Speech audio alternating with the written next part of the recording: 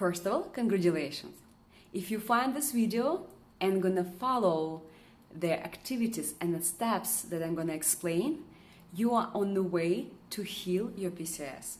My name is Katrina. I was diagnosed with a PCOS syndrome in 2017, and now I'm fully healed and live my happy life as a woman that has a hormone imbalance.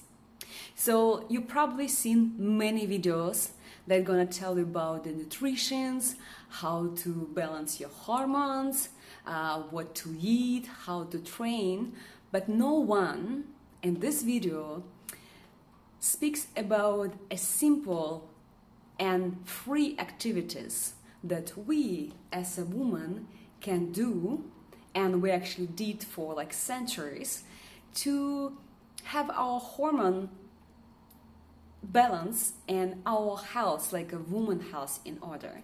And these activities, it might seem so easy, but then to start implement them in your day-to-day life. Again, like if they give you the medicine, they give you prescription.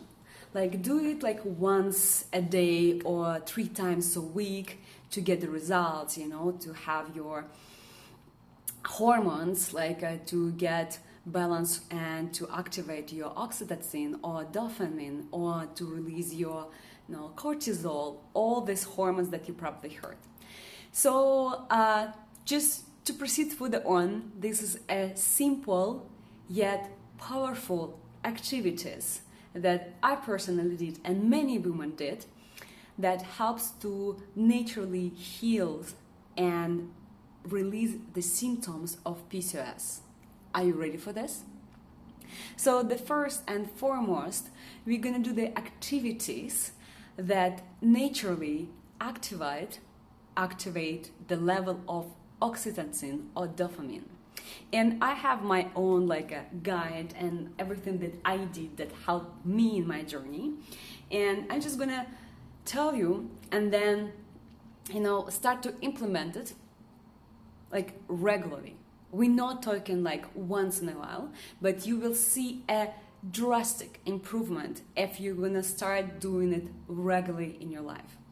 And the first activity that we can do as a woman who struggles with PCOS is a conscious dance. So the conscious dance can be like ecstatic dance or free movement or feminine embodiment, and through this activity our body naturally activates oxytocin.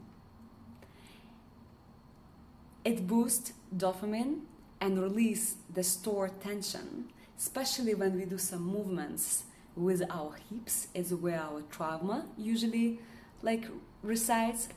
So dancing, or to take the classes, or just to dance in your own, but it has to be like something very feminine and not stressful, something that brings you pleasure. Then the second one is art therapy and writing. I know it might seems like so easy, but it's so obvious, so it's medical proved. So when we do this activity, for example, the art therapy helps to process emotions that affect our hormonal imbalance. By doing any kind of drawing, like art therapy, and like writing, the free writing, in the moment when you make yourself a time, not to rush but to enjoy the process, during this the body naturally balance and bring these hormones that usually we have in imbalance. Then singing. Yes, even like a humming, it stimulates our vagus nerve and it helps to release the oxytocin.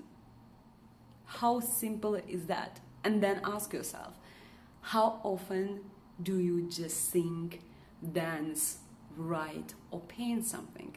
Such in a activities that so align with our feminine side, and when we do it just for the sake of the pleasure, and our body is a perfect machine, then like can do it can balance and to heal ourselves if we intentionally direct it and create the space for the healing. And of course, there is also that something that I started doing is feminine rituals.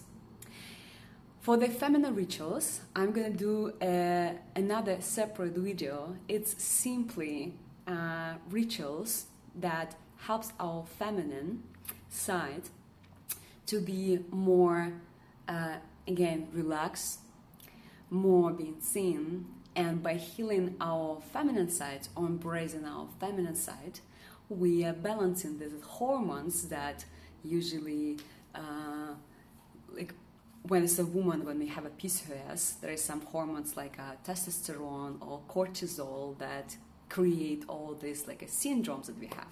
So for the next video with specific the woman rituals that I'm gonna tell you to do is something that you can implement in your day-to-day life, and even like a 1 month of doing this, you will see a drastic results, proven and tested on myself and hundreds of women.